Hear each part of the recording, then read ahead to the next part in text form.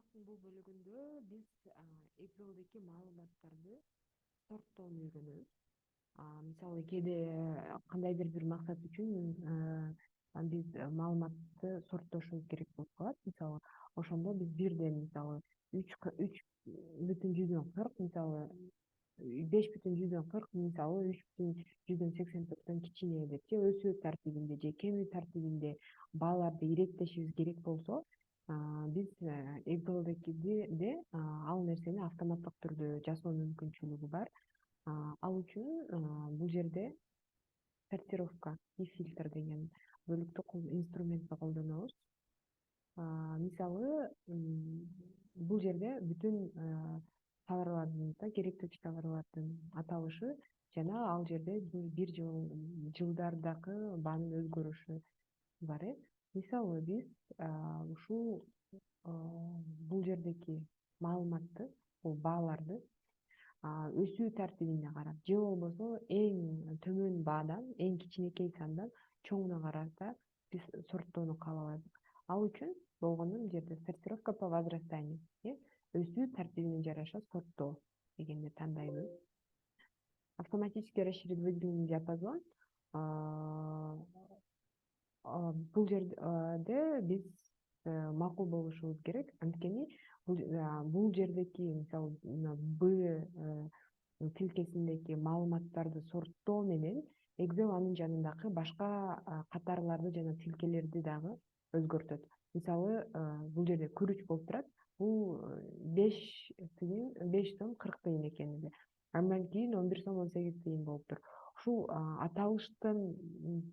аталышка тиешелүү болгон, мисалы күрүч деген товардын аталышына тиешелүү болгон баардык жылдардагы бааларды сактап калуу үчүн биз анын тандаган тилкенин жанындагыларды дагы автоматически расширение кылган, сорттоого мүмкүндүк беребиз. Биз макул болдук. Бул жерде мисалы эң арзан 95-жылы керектүү товарлардын ичинде эң арзан мисалы пияз болгон экен. 1 сом 66 тыйын. Жана ушинтип алып өсүп отуруптур. Экинчиси болсо кыйма сүт, картошка, жогорку сорттогу буудай уну жана башка эң кымбат чалган май дейт.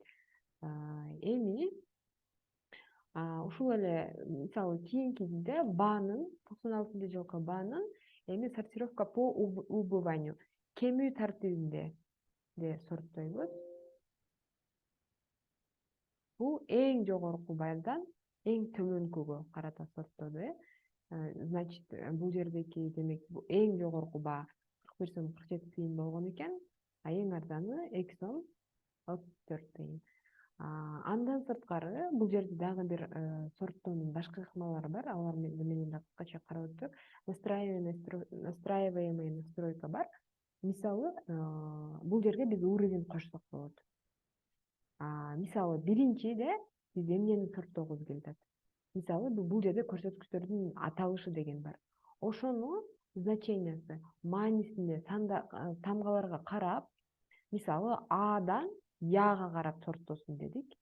Адан Яга карап сорттосун дедик.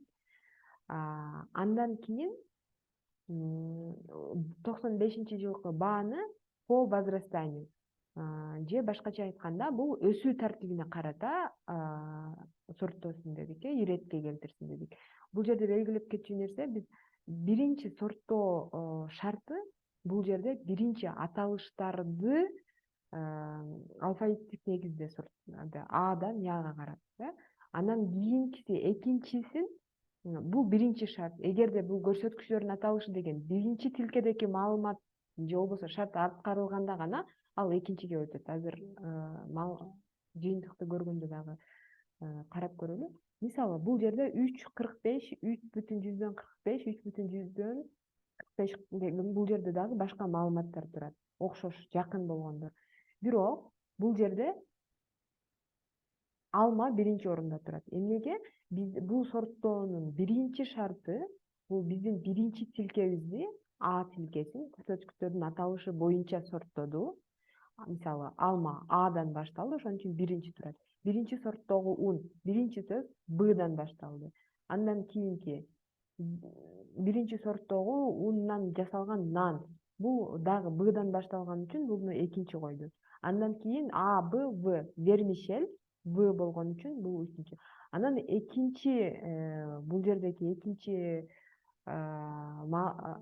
сорттоонун экинчи шарты бааларды өсүү тартибине карап койду.